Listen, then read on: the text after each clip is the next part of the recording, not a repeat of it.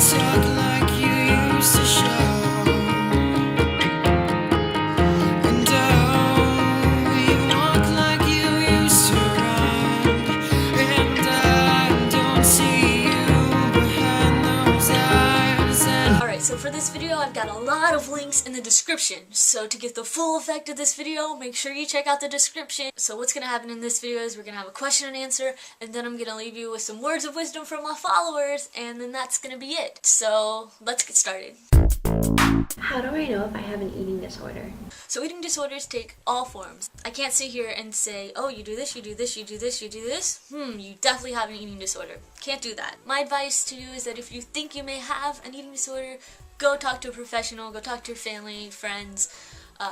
Start getting help as soon as possible, because if you don't, it's just gonna get worse. Maybe you've convinced yourself that your behaviors aren't that bad or that they're normal. Maybe you say, I can't have an eating disorder, I eat 3 meals a day. Well, are the meals actually substantial meals? Or, yeah, maybe you're eating 3 meals a day, but maybe you're over-exercising. There's no fixed pattern, there's no fixed mold. The RENFREW Center has some assessment tools that you can take. I'll link those in the description bar. And if you're thinking about getting treatment but you don't know where to go, there's tons of phone lines or websites you can go to where you'll get referrals, and I'll also list those in the description bar, so check those out if you want those resources. When will I know when I'm recovered?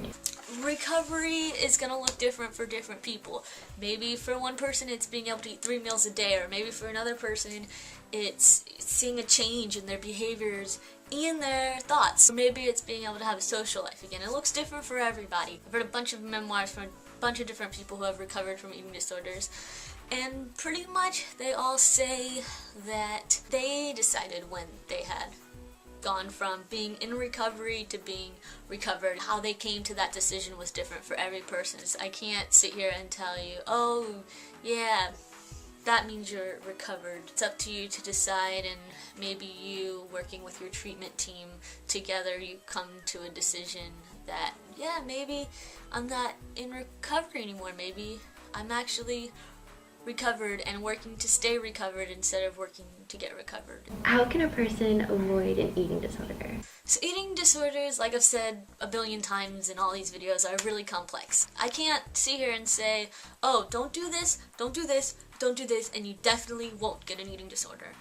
It doesn't really work like that with any diseases. Take herpes, for example. You know, they say wear a condom and you won't get herpes, but that's not true. You can wear a condom and still get herpes. It's not 100% that if you do this, you're not going to get an eating disorder.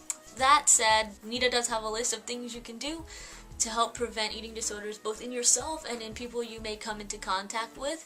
So how to live a lifestyle that does not promote eating disorders. The link to that is in the description, so check it out. So lastly, I asked my followers if they had any advice for anyone struggling with an eating disorder, and I got some really good responses, so I'm going to share them with you right now. And oh, we talk like you used to show. And oh, we walk like you used to run. And I don't see you behind those eyes anymore. No, I don't. If you are struggling, there are a ton of resources to help you out, and I've got a bunch of them listed in the description bar. And I'm also going to highly recommend the book Life Without Ed by Jenny Schaefer. My friend's nutritionist, I believe, recommended it to her, and I read it as well at the same time that she was reading it, and it really opened up communication between us. I was able to ask her what parts of the book applied to her, and if this was how she felt. So for people who are struggling, it's a good resource for you. For people who aren't struggling, maybe check it out. So that is all for this video, and I will see you all next week for the next Wake Up Wednesday video. Bye.